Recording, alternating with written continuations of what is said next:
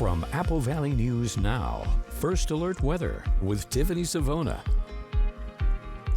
Happy Tuesday, everyone. Hopefully your day is getting started off right.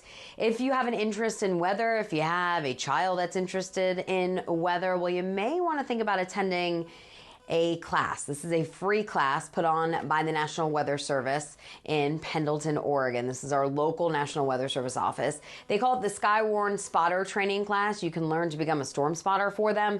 You can also just learn about all different types of weather. And it'll be this Thursday at 6:30 in the evening. It'll be held at the Benton County Emergency Services Building here in Richland. Like I mentioned, it's free. It's about 2 hours long.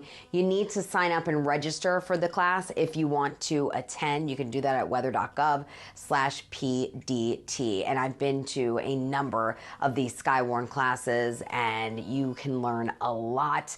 They tell you about different types of storms and how to distinguish different clouds when we do have severe weather. It's really educational if you have an interest in weather. So check that out if that interests you.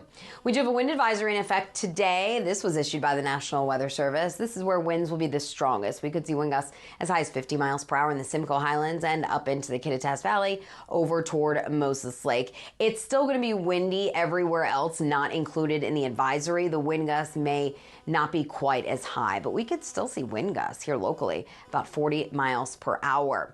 Legends Casino Hotel Skycam showing that we are partly cloudy, not windy just yet. Those winds will be ramping up probably in the next 2 to 3 hours. Temperatures are in the 50s and 60s. It's a mild start to your Tuesday. 65 in Walla Walla. How about that? 60 in Pendleton, 66 in Hermiston. So many of you probably won't even need that light jacket this morning. Tri-Cities and Prosser, it's a little bit cooler. Same story for Yakima, coming up in the mid to upper 50s. Here's the big picture. We do have that batch of clouds moving through right now out ahead of this cold front, which is associated with an upper level disturbance. And this front will swing through today. It's going to bring us some more wind as we have high pressure off to the east and that upper level disturbance moving in from the west. That pressure gradient will increase our wind speeds across the region.